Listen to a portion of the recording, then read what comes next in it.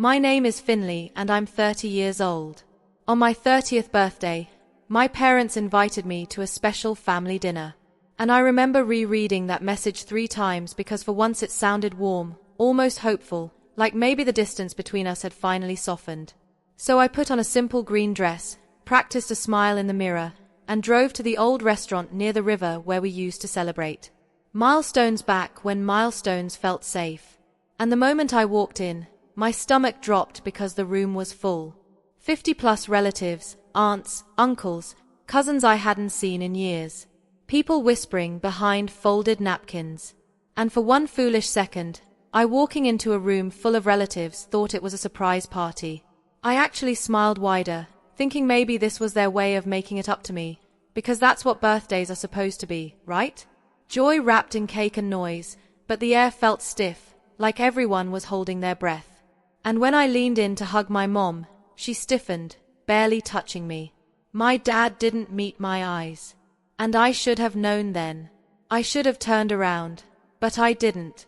I sat where they pointed me, dead center, under the chandelier, like a spotlight I never asked for, and plates clinked, forks scraped.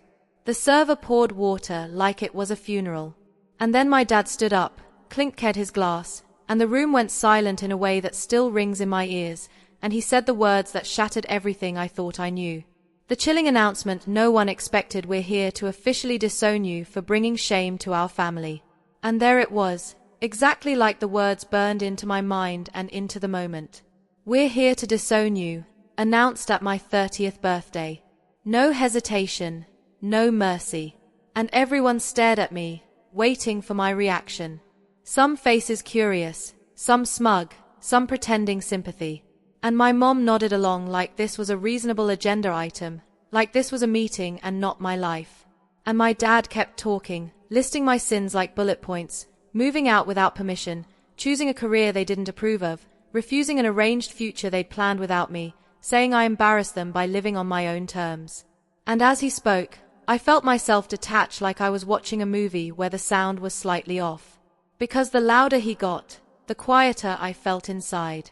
And I public humiliation at the table remembered being a kid standing on a chair to reach the sink, promising myself I'd never need anyone's permission to breathe.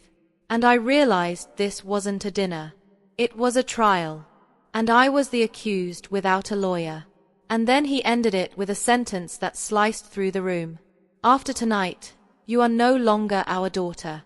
And my aunt gasped theatrically. My cousin avoided my eyes, and someone coughed like they were uncomfortable, but not uncomfortable enough to stop it. And I looked down at my hands and noticed they weren't shaking, which surprised me because my heart was pounding so hard. I thought everyone could hear it. And I tasted metal in my mouth. Humiliation mixed with rage. And in that second, I understood the cruelty wasn't just in the words. It was in the audience. The way they needed witnesses to make it real, to make me small, to make sure I carried this shame out with me into the moment everything snapped night. And for a heartbeat, I considered standing up and leaving quietly, giving them the satisfaction of silence. But then my dad slid the microphone across the table toward himself like he owned the air, like my voice didn't exist. And something in me snapped. Not loudly, not dramatically, just a clean break where fear used to live. And I thought about every holiday I spent trying to earn love. Every apology I gave for being myself.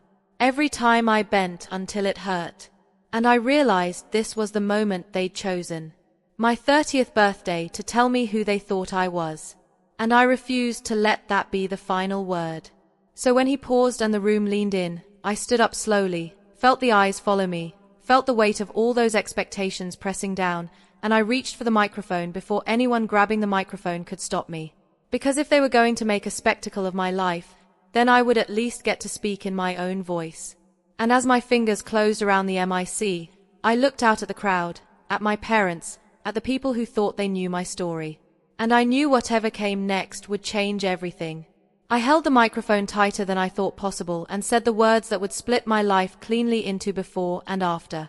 My voice steady even though my chest felt like it was on fire. And I repeated it so everyone heard clearly. On my 30th birthday, my parents invited me to a special family dinner, and a ripple of confusion moved through the room because now I was narrating the very moment they thought they controlled.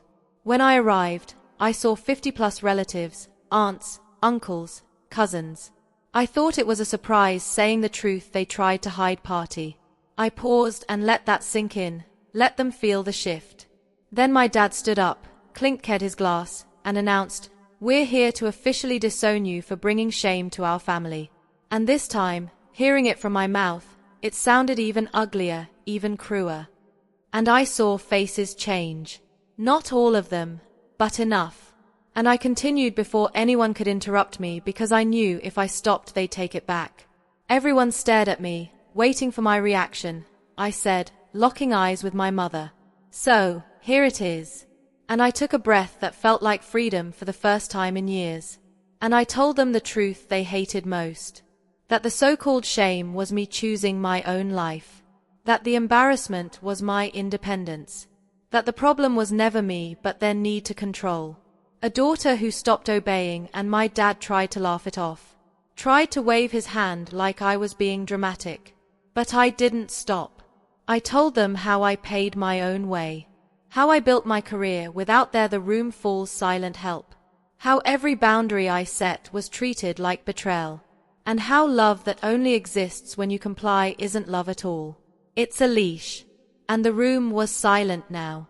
Not the heavy silence from before, but an uncomfortable one. The kind that exposes things people want hidden.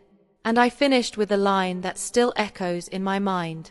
If this is what being disowned looks like, then I accept it. But understand this, you don't get to erase me and still take credit for who I became. And then I did something that shocked even me. I smiled because in that moment, I felt lighter than I had walking in. And I placed the microphone back on the table like a period at the end of a sentence they'd been writing for me my whole life. And I walked out while whispers exploded behind me. My aunt calling my name. My cousin staring like she'd just seen a ghost. My parents frozen in their seats and outside. The night air hit my face and I realized I wasn't crying. I was laughing, not because it was funny, but because the power they thought they had walking away stronger than ever just evaporated, and the days that followed proved it. Calls came in from relatives who suddenly understood. Messages filled with awkward apologies. My parents tried to spin the story, telling people I'd humiliated them, but it didn't work the way it used to because the truth was already out. And more importantly, I was finally out, too. I blocked numbers without guilt. I slept better than I had in years. And for the first time, my birthday felt like it actually belonged to me. And if you're listening to this thinking about the times, you were made to feel small in front of people who were supposed to protect you, remember this. Silence only final realization and emotional impact protects the people hurting you, not you. And sometimes grabbing the mic, literally or metaphorically, is how you take your life back. Because families can disown you. Crowds can judge you. But the moment you choose yourself, you win. And if this story hit you, if it gave you strength or reminded you that you're not alone, then subscribe to the channel right now. Because these stories aren't just entertainment. They're proof that standing up for yourself can change.